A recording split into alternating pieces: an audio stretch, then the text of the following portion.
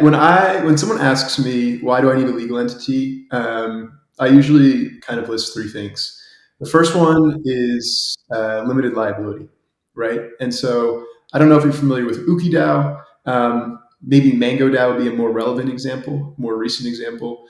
But basically, when a DAO or a crypto project doesn't have a legal entity, a judge may say, "Hey, that group of people working together in a Discord is actually a general partnership."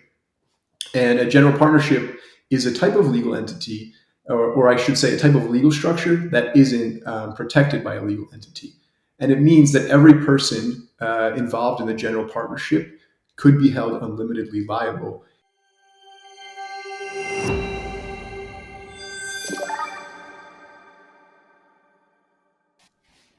Welcome to Trailblazers. Today I'm here with Leo from MIDAO. Leo, can you kind of start off by telling us kind of what MIDAO is and what you guys do?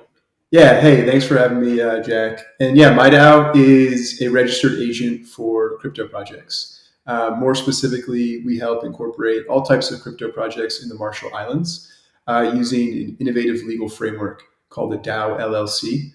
And so we worked with the Marshall Islands government to create this legal entity called the DAO LLC, and we help various projects across various ecosystems incorporate in the Marshall Islands using that legal entity. Very cool. Can you kind of explain to people like how you kind of got involved in crypto in the first place and then what kind of led you to be involved in MIDAO? Yeah, my I got crypto pilled in a funny way. So I bet my finance professor at the start of like my freshman year in BC that crypto is a bad investment. I think this was like early 2019, and I think we were looking at like the price of Bitcoin. And so I like chose. I think I chose like a simple stock. I forget what it was. It might have been like the S&P index, and said like that will outperform Bitcoin over these 6 months.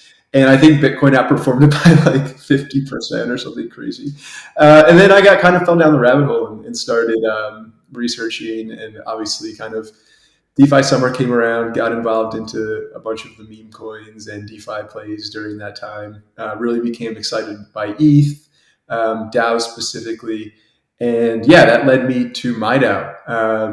And then in 2021, I started off as an intern at MIDAO, worked there for a couple of years during college. And then when I graduated about 2 years ago, came on full time. And yeah, that's kind of how I got into crypto in general and MIDAO specifically. Very cool. Can you kind of give a little like kind of overview about like why companies need to be like setting up legal frameworks in the first place? Because I feel like a lot of people in crypto are just like, all right, I'll build this protocol, launch this token, do this thing, and they have no thought about like legal stuff until kind of after the fact. So can you explain like why that's important? Yeah. When someone asks me why do I need a legal entity, I usually kind of list three things. The first one is limited liability, right? And so I don't know if you're familiar with UkiDAO. Maybe Mango DAO would be a more relevant example, more recent example. But basically, when a DAO or a crypto project doesn't have a legal entity, a judge may say, "Hey, that group of people working together in a Discord is actually a general partnership." And a general partnership is a type of legal entity, or I should say, a type of legal structure that isn't protected by a legal entity. And it means that every person involved in the general partnership could be held unlimitedly liable if the general partnership were to enter under a lawsuit. And so that's why when anyone starts a startup, they form a Delaware LLC or a Delaware C Corp to protect the two founding members or the founding members from this principle of unlimited liability found in general partnerships. DAOs, meme coins, protocols usually fall under the same guidelines, right? When you set up a protocol or when you set up a meme coin or a DAO, you should probably start off with a legal entity. And we at MIDAO believe that the Marshall Islands has the best framework to do that.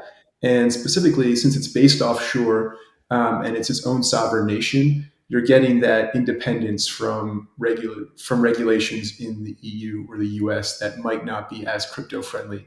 And so that's kind of one of the things. The second one is corporate personhood, right? And so let's say you've launched a DAO, you don't care about limited liability, and you don't care if you all get sued, right? What happens if you want to purchase a property? Like, what happens if you're a real estate investment DAO? Or what happens if a meme coin wants to sponsor a conference, right? To do those things, you typically need to sign a contract and you typically need to send fiat, right? And so without a legal entity, usually one person from the DAO has to be responsible for all those things. And that can put a lot of risk on that individual. And that individual also has a lot of power over the protocol, DAO, or project. And so what's nice is when you have a legal entity to represent the interests of the project, you are able to sign contracts with with Solana Foundation, for example, to sponsor a conference. You can also hold intellectual property, assets, file patents, trademark things. And so corporate personhood is pretty important for that reason. The last thing is tax clarity. So if a project is working with people all over the world, which crypto uniquely enables, it's going to be pretty difficult to find out where this general partnership should pay taxes, right? Where is the primary source of business?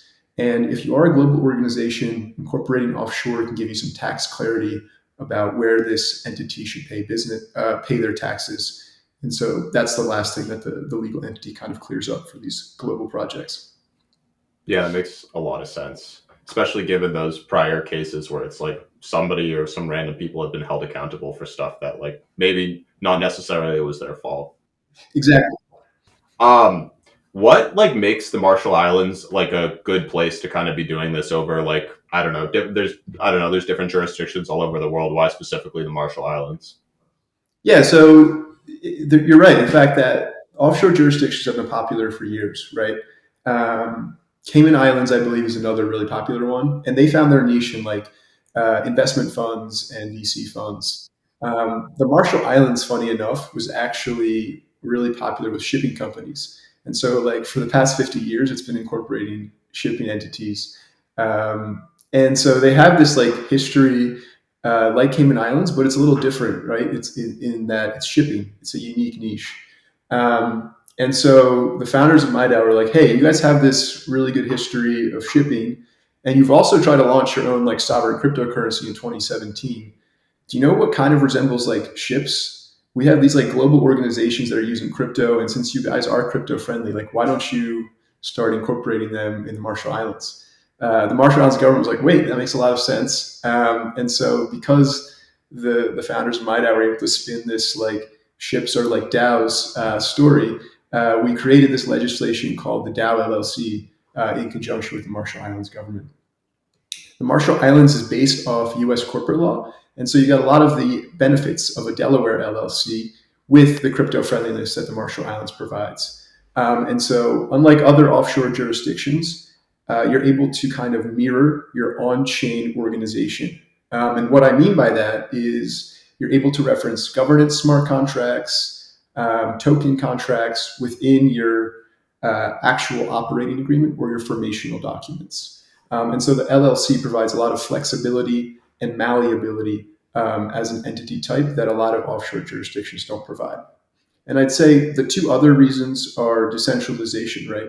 So in other jurisdictions, you might need a board of directors or you might need to hire an authorized member, right? So you have to basically pay a lot of money for upkeep, and it's really difficult to manage, right? And along with that upkeep, you have like central points of failure. Like the board of directors, for example, might not have to vote in accordance with the DAO, right? And so the DAO LLC tries to change this and basically say whatever the DAO decides, the legal entity has to follow. And so for the first time ever, you have a legal entity that can actually be decentralized. And with that comes limited upkeep and like a lot of flexibility on how to manage or how to choose to manage your entity. And then the final thing is since the DAO LLC allows you to launch a token, allows you to reference tokens in your governance documents, it becomes a really easy place to launch a token. And therefore, it becomes a lot cheaper to launch a token. So in the past, you may have had to set up 2 or 3 entities to launch a token, and that ends up being like $100,000. The Marshall Islands is a lot cheaper and a lot more efficient at doing that, and you can basically launch a token with one entity, which is pretty nice. Yeah, it's pretty cool that they have legislation specifically for crypto stuff that kind of allows it to go a lot easier. So like Yeah. recently, like the US had an election and the crypto markets have been pricing in that it's very good for crypto on a regulatory front, probably. How do you think like having more friendly regulation in the US or the EU could affect kind of people wanting to kind of set up these organizations? Yeah, I hope that the Marshall Islands legislation becomes a precedent and a good way to implement crypto legislation broadly. Um, I'm excited by the crypto friendly regulators. I know the EU has been trying to introduce uh, more straightforward and clear crypto regulation. I don't know if it's necessarily pro crypto. That being said, I'm not a regulation expert, but I still see a good amount of clients coming from the EU to use the Marshall Islands. In terms of the US has been facing an uphill battle with crypto legislation and regulation, as I'm sure you've seen. And so I'm optimistic that that can change. And if it does change, I think it's a net positive. I think a rising tide lifts all boats. And so I hope that the legislation in the Marshall Islands helps people in the US create crypto friendly legislation, and that creates more opportunities in crypto in general. And we can all just kind of benefit from that as a community. Yeah, that totally makes sense. Like what I guess what specific things have you seen? Because like I mean, intuitively, it might just be easier to kind of set up an like a LLC or something where you live in an easy place. So, like, where kind of have your clients maybe been coming from, which kind of indicates like more hostile jurisdictions in a way, and like, um, yeah, I guess where do you think these people have been coming from? Yeah, so you're completely right in that a lot of people will typically come to us with like an LLC in their home jurisdiction, right, or a C corp in their home jurisdiction, and that's not always a bad case, right? Sometimes if you're creating a protocol, you usually have like a devco or an operating company or a labs entity. That's what they're typically called, based in the jurisdiction in which you operate. It's a pretty common structure, but usually when you're launching like a protocol, for example, for the protocol to actually be decentralized, you need like a DAO, right? And you need a DAO to provide that, whether it's decentralized or not, you need that DAO to provide like the guise that the protocol is actually decentralized. Whether these DAOs are decentralized or not, we can talk about that later. But when you're incorporating the DAO, you usually want to look for an offshore jurisdiction because that DAO will have members from everywhere. And you'll typically have a token associated with it. So you're looking for a jurisdiction that has clear token treatment. And so that's where the Marshall Islands comes into play. We usually see a lot of our clients coming from the EU, the US.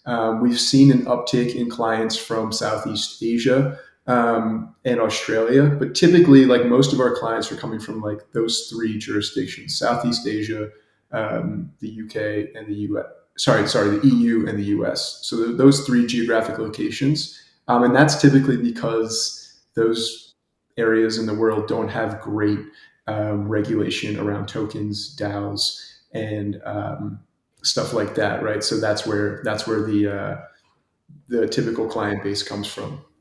Yeah, that totally makes sense. So you're talking about like tax clarity. How does it work setting up an entity, and how does that kind of affect the taxation of the DAO? Like when you set up an entity in the Marshall Islands. Yeah, so taxes can get really complicated for DAOs that are unincorporated, and still pretty complicated for DAOs that are incorporated. But at least you kind of mitigate a lot of like the ambiguity. So in the Marshall Islands, there's two types of entities for DAOs or crypto projects: the nonprofit DAO LLC and the for-profit DAO LLC. The nonprofit pays no taxes to the Marshall Islands government, and the for-profit pays a 3% gross revenue tax to the Marshall Islands government, not including any cash flows earned from capital gains or dividends, right? And so if you're incorporating a DAO in the Marshall Islands, at the entity level, you have awareness of how your legal entity should pay taxes, right? If you weren't incorporated and you were a general partnership, you wouldn't know who and where to pay taxes to, right? So that's an issue. Beyond that, every individual who is a part of an entity is responsible for paying their own taxes, right? So us as members of startups or companies have to file our own taxes every year as living in the US, right? But when you're in a DAO, you typically have members, or when you're in a crypto protocol, you have members from everywhere, right? And so trying to provide like organizational tax clarity for your members based all over the world as part of a remote organization is a complete mess for a lot of our clients. And so we've tried to refer our clients and even unincorporated clients to tax advisors. But the reality is that it falls typically on the contributor to a DAO or a crypto protocol on how they're going to pay their taxes. And it's up to the DAO to try to help that contributor out for the best way to follow their tax guidelines in their local jurisdiction. Yeah. Yeah, it can get really complicated, I can imagine. It gets crazy. I mean, I'm trying to figure out all my like gains and losses and balance that here in the U.S. just as an individual, and it's a mess. So imagine that at the entity level with 30 members in your organization, it can get really difficult. Yeah. Yeah. What kind of trends have you been noticing on like people coming to you and like setting up organizations? I guess more on the regulatory front, but kind of like anything really, like trends about kind of crypto companies and all sorts of things that you've been noticing. I think two things.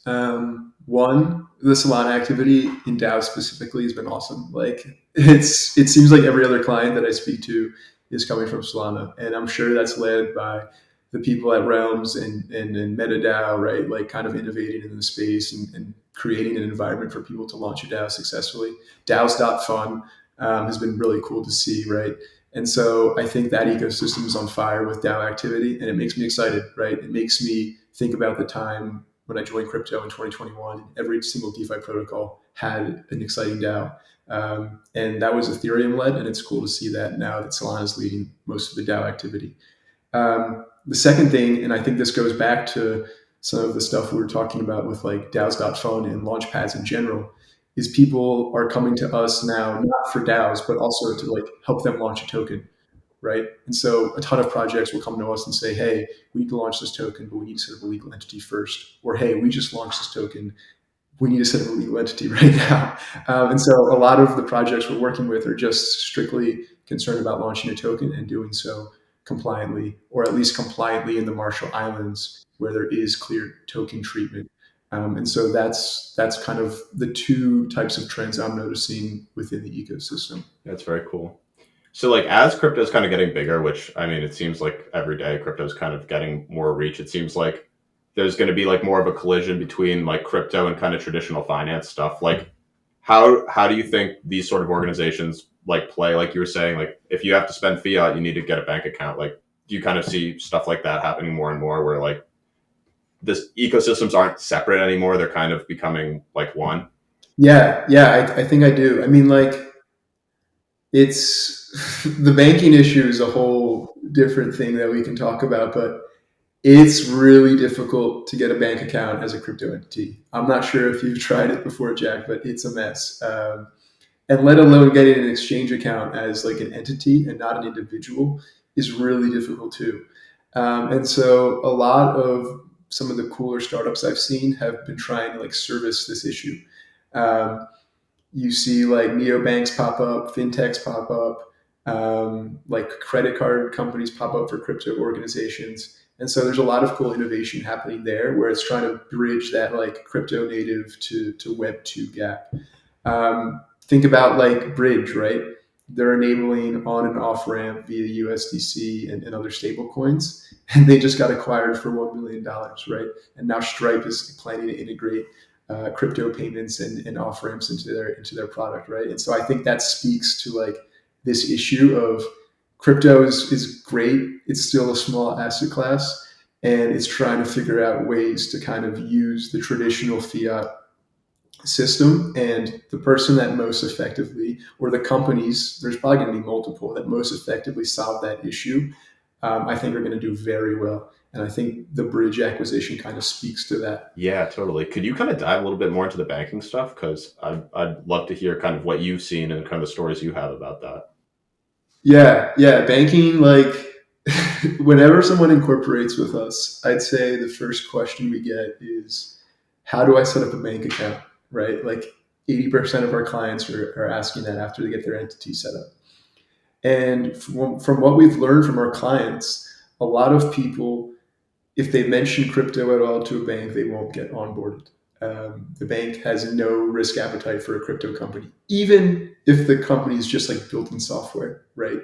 And so with that whole issue comes like basically every like crypto focused company can rule out 90% of banks. And then there's these like other banks that are popping up. They use like traditional banking, but like build a bank on top of it or build a fintech solution on top of it. They're called like Leo banks. And so I've seen them do really well. Um, and a lot of crypto companies are doing their banking through them. And that's because traditional banks don't want to service these these these like crypto native organizations. And it's kind of frustrating for a lot of entrepreneurs, I'm sure. And it's pretty sad to see, right? Because at the end of the day, if you're hiring employees, as much as we love like stable coins and on-chain adoption, people can't pay their bills in USDC. And so they need to convert to fiat at some point. And so it's nice if a focused startup can pay their members or their contributors in fiat, right? And so if they don't have the ability to do that, it kind of becomes like a high barrier to entry for a lot of like crypto curious people to kind of enter into the industry. So it has this whole downstream effect, I think. And hopefully some of the new regulators in the US as we kind of near 2025 and this new administration can fix some of that. There's a lot more writing on this. It's called Operation Choke Point. And it's kind of about how the US has like shut down, how US regulators have shut down like banks in dealing with crypto companies. But it's a fascinating like deep dive into the past administration and how they have treated banks working with crypto organizations. Yeah, that's very interesting. Is this like a global trend you see it, or do you think this is more of like a US centric thing?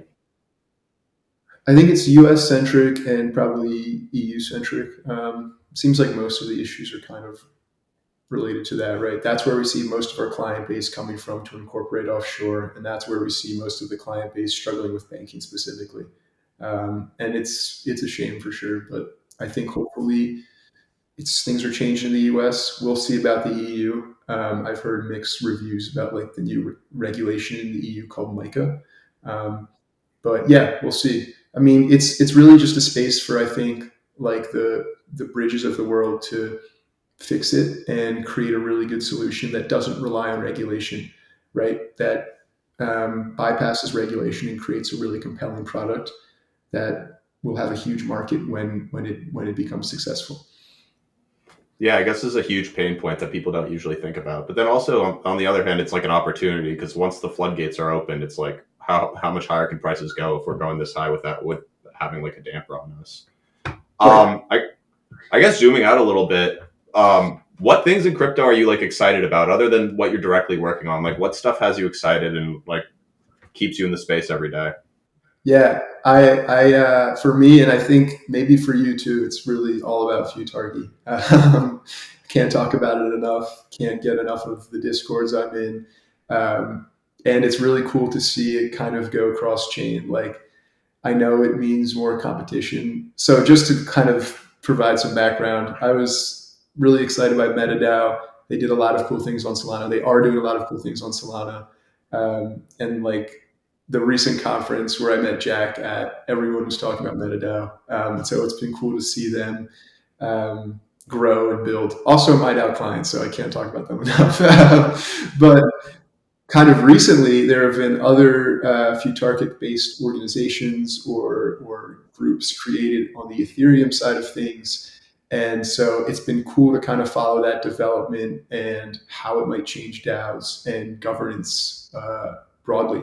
And so, yeah, that's been really exciting to follow. I'm curious to hear what do you think, Jack? Is that kind of your top thing you're excited about? Or are you excited about something else too? Well, I'm excited about all sorts of things, but definitely it's so cool that like there's kind of these innovations that happened like nowhere else. It's like who's innovating on governance? Is that something that people are even thinking about anywhere? It's kind of crazy that like how multidisciplinary crypto is. It's like from legal to finance to tax to like governance and like many more. Like I've just been hearing a lot about people talking about like DeSci where they're like looking to fund like experiments and stuff. It's just so cool how many different things are woven into like these tokens and stuff. And that's kind of what really has me excited. It's like almost becoming everything in a way, at least the way I see it. Yeah, that's a really good point. It's like for the governance side of things, let's take the most fundamental like innovation like in the world, like how do we govern a group of people, right? That's been debated for like hundreds of thousands of, not maybe not hundreds of thousands, but like thousands of years, right? And let's bring it to crypto and see if we can change it, right? Like, what a ballsy, crazy idea. But it's so exciting and it might not work, and who cares, right? At least we have a chance to try to create something new and exciting. And the fact that we're even a part of an industry that's like that courageous, but also stupid to do something like that is Yeah. awesome. All right. Well, I think this is a great way to wrap things up. Thank you for coming on and sharing everything you had to share. Yeah, no problem. Thanks for having me. And yeah, looking forward to catching up and staying in touch.